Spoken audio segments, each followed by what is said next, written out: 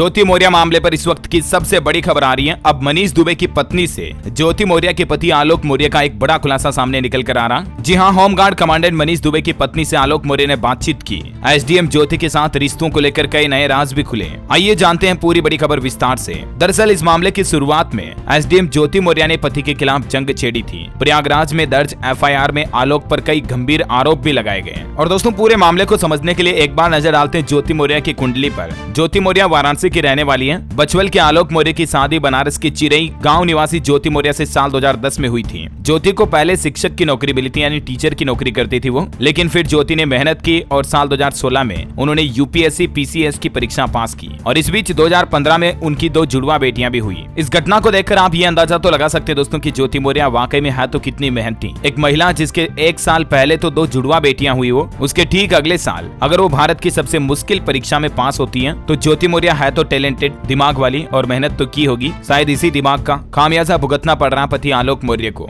खैर 2015-16 तक तो दोनों पति पत्नियों के बीच अच्छी बन रही थी। लेकिन ये मामला जब सुर्खियों में आया, इस बीच अब एक नया खुलासा ये सामने आ रहा दोस्तों कि इस मामले को कानूनी दायरे में सबसे पहले ज्योति मौर्य ही लेकर आई थी। उन्होंने अपनी पहली शिकायत ज्योति मौर्य ने प्रयागराज के धूमनगंज थाने में अपने पति आलोक के खिलाफ दर्ज कराई। इस शिकायत में ज्योति ने आलोक के खिलाफ आईटी एक्ट 67C के तहत मोबाइल क्लोनिंग और दहेज उत्पीड़न का आरोप लगाया। और ये शिकायत भी अभी 2 महीने पहले ही कराई थी। हालांकि आलोक मौर्य का कहना है कि एसडीएम ज्योति के बीच साल 2020 से ही मनीष दुबे को लेकर विवाद चल रहा है। लेकिन इस मामले को कानूनी दायरे में ज्योति खुद लेकर आई। अभी 7 मई 2023 को प्रयागराज के थाने में आलोक के खिलाफ आईटी एक्ट और दहेज उत्पीड़न का मामला दर्ज कराया था। ठीक है ना। अब देखिए आप, मनीष दुबे जो कि होमगार्ड कमांडेंट है, उनकी पत्नी से ज्योति के पति आलोक मौर्य ने बातचीत की एसडीएम ज्योति मौर्य के रिश्तों को लेकर। तो इस मामले में भी कई सनसनीखेज खुलासे हमें देखने को मिले। मनीष दुबे जो कि अभी होमगार्ड कमांडेंट है और यूपी के महोबा में तैनात है। ज्योति मौर्य के पति आलोक ने मनीष पर भी कई गंभीर आरोप लगाए हैं। आलोक ने कहा कि ज्योति और मनीष के बीच अफेयर चल रहा है, यहाँ तक कि ये दोनों शादी करना चाहते हैं और इसी के तहत आलोक की हत्या की साजिश भी रच रहे हैं ये दोनों मिलकर। हाल ही में इस तरह की कॉल रिकॉर्डिंग्स और व्हाट्सएप चैट वगैरह भी वायरल हुई थी। मैंने आपको बताया था इसी के न्यूज अपडेट भी डीएलएस न्यूज चैनल पर। और यहाँ तक कि ज्योति मौर्य ने तो खुद एक इंटरव्यू में कहा था कि मैं अगर अपनी जिंदगी मनीष दुबे के साथ आगे बढ़ाना चाहती हूँ तो इसमें आलोक मौर्य को क्या तकलीफ है। और दोस्तों, मसला सिर्फ इतना ही नहीं है। ज्योति के पति आलोक ने कहा कि मैंने होमगार्ड कमांडेंट मनीष दुबे के पत्नी से बातचीत की तो उन्होंने मनीष के बारे में कई बातें बताई। आलोक ने कहा कि मनीष की पत्नी ज्योति बोलती हैं कि मनीष के बीच रिलेशन को लेकर साल 2021 में हुई शादी के बाद से उन दोनों के बीच भी तनाव चल रहे हैं। मनीष दुबे की पत्नी कहती हैं कि मनीष अच्छे इंसान नहीं है।